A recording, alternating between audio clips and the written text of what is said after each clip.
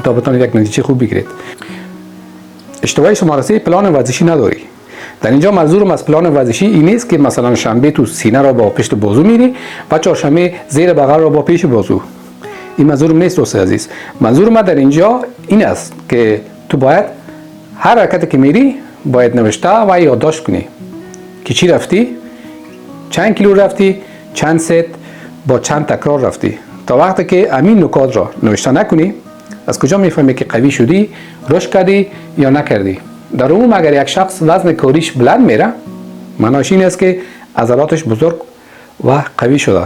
پس دوستا کورکورانه پیش نروید، بلکه وزن کاری، تکرار و حتی استراحتتان را یادداشت کنید، چون استراحت زیاد در بین ست یک تا ست دوم هم میتونه سبب شود تا عضلات شما رشد نکنه.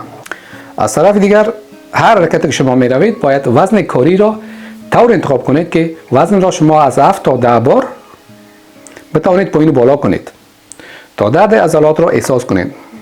عضلات شما وقتی رشد میکنه که شما احساس درد عضلات کنید که به انگلیسی یک ضرب مثل داریم که میگن no pain no gain، یعنی نابرده از رنج گنج میسر نمیشود. یا به آلمانی ما یک ضرب مثل دیگر هم داریم که میگن wer schön sein will muss leiden، یعنی اگر میخوایی زیبا باشی باید رنج بکشی. اشتباه شماره 4، شاید تو بسیار زیاد فشرده و یا ثقیل ورزش میکنی، ست زیاد میزنی و با بدن خود وقت به استراحت و یا بازسازی نمیدی. تمرین زیاد هم میتونه سبب شود که شما از رشد بمانید. فراموش نکنید که عضلات تنها در وقت استراحت بازسازی و بزرگ میشه، نه در هنگام ورزش. شما میبینید دوستا اگر ورزش کم کنی و استراحت زیاد هم عضلاتتان رشد نمیکنه و اگر ورزش بسیار زیاد کنی و استراحت کم هم عضلات بدن شما رشد نمیکنه.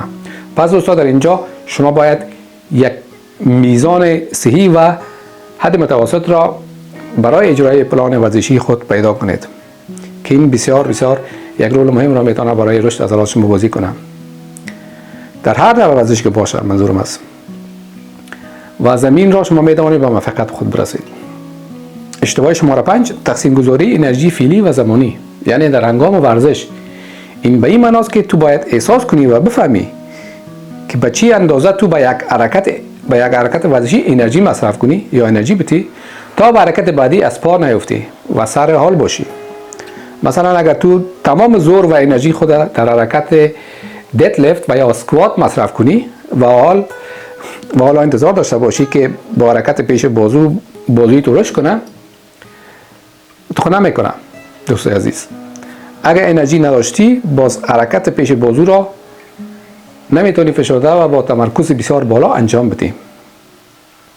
اشتباه شما